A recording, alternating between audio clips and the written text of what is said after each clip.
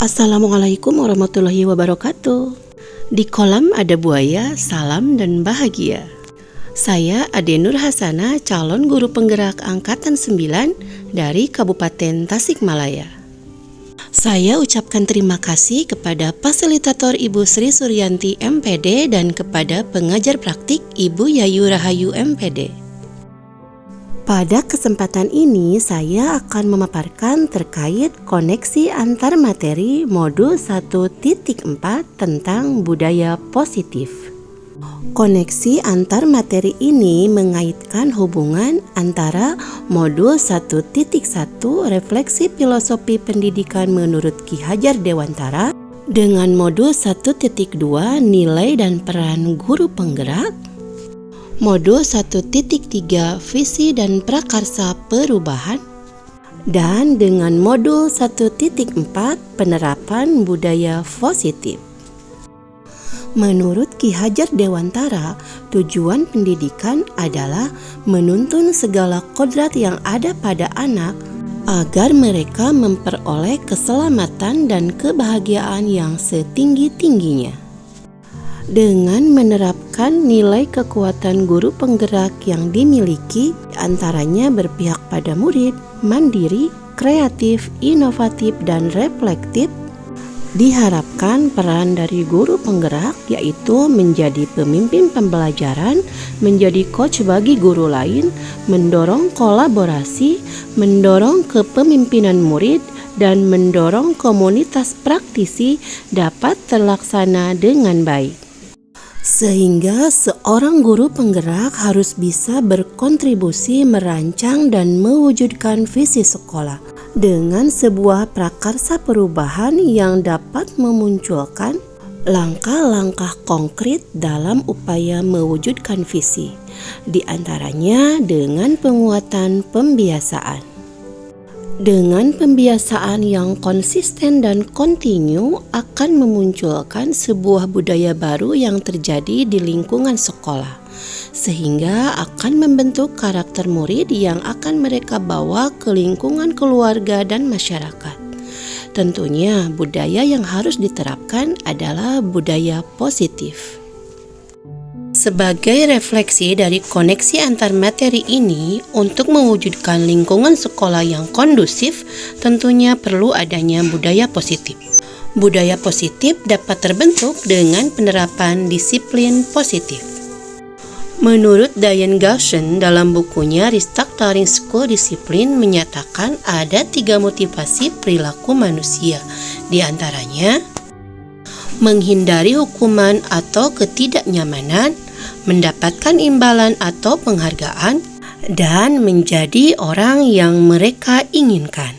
Seorang guru harus dapat membangun disiplin positif yang mendorong motivasi ketiga, yaitu motivasi intrinsik, yaitu dapat menghargai diri sendiri dengan nilai-nilai yang mereka percaya dan yakini. Sebagai seorang pendidik, tentunya akan sering berhadapan langsung dengan berbagai permasalahan yang dihadapi murid. Bagaimana posisi kontrol kita dalam menyelesaikan permasalahan yang terjadi? Terdapat beberapa posisi kontrol yang saya pelajari pada modul 1.4 ini. Yang pertama penghukum, yang kedua pembuat rasa bersalah, yang ketiga teman, yang keempat pemantau, dan yang terakhir manajer. Posisi kontrol yang paling tepat digunakan oleh seorang guru adalah posisi manajer, yaitu membuat murid menjadi pribadi yang bertanggung jawab dan bisa menyelesaikan masalahnya sendiri.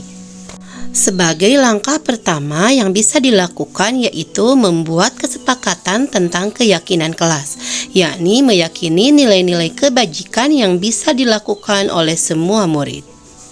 Seorang guru juga harus mengetahui kebutuhan dasar murid sebagai manusia, di antaranya bertahan hidup, kebebasan, kasih sayang dan merasa diterima, penguasaan, dan kesenangan.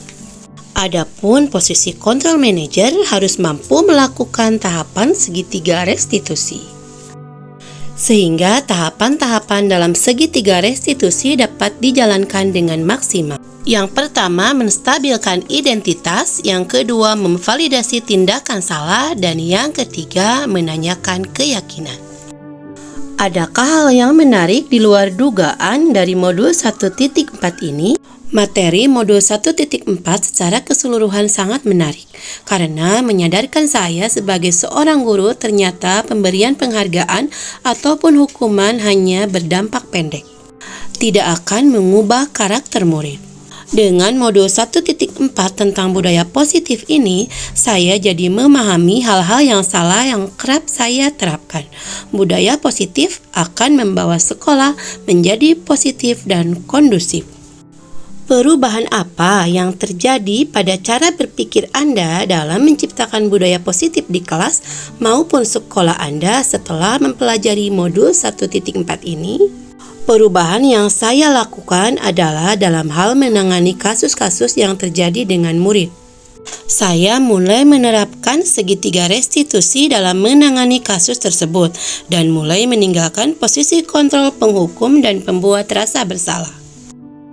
Pengalaman seperti apa yang pernah Anda alami terkait penerapan konsep-konsep inti dalam modul budaya positif baik di lingkungan kelas maupun sekolah Anda? Penerapan konsep-konsep inti dalam modul 1.4 seperti segitiga restitusi yang telah saya terapkan dalam demonstrasi kontekstual ini membuat murid merasa aman dan nyaman.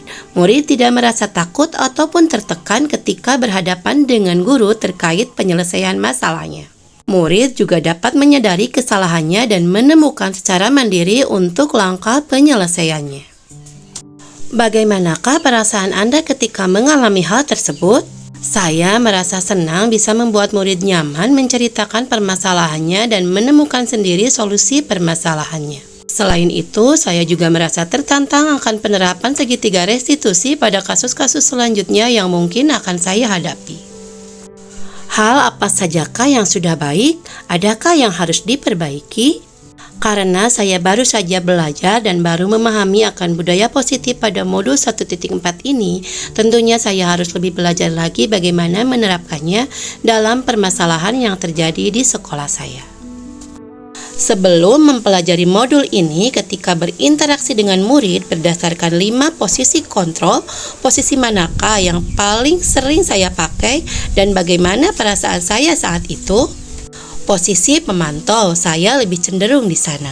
Saya hanya mencatat pelanggaran-pelanggaran anak, memasukkannya menjadi poin pelanggaran, dan akan menjadi bahan pertimbangan BK untuk memberi hukuman. Setelah mempelajari modul ini, posisi apa yang akan Anda pakai dan bagaimana perasaan Anda sekarang, apa perbedaannya? Posisi yang akan saya pakai yaitu posisi manajer. Perasaan saya sekarang menyesal telah berbuat demikian pada murid. Saya akan berusaha memperbaikinya. Sebelum mempelajari modul ini, pernahkah Anda menerapkan segitiga restitusi ketika menghadapi permasalahan murid Anda? Jika iya, tahap mana yang Anda praktekkan dan bagaimana Anda mempraktekannya? Pernah, tapi cuma satu tahapan yaitu menstabilkan identitas atau validasi tindakan salah tanpa menstabilkan identitas terlebih dahulu. Selain konsep-konsep yang disampaikan dalam modul ini, adakah hal-hal lain yang menurut Anda penting untuk dipelajari dalam proses menciptakan budaya positif baik di lingkungan kelas maupun sekolah?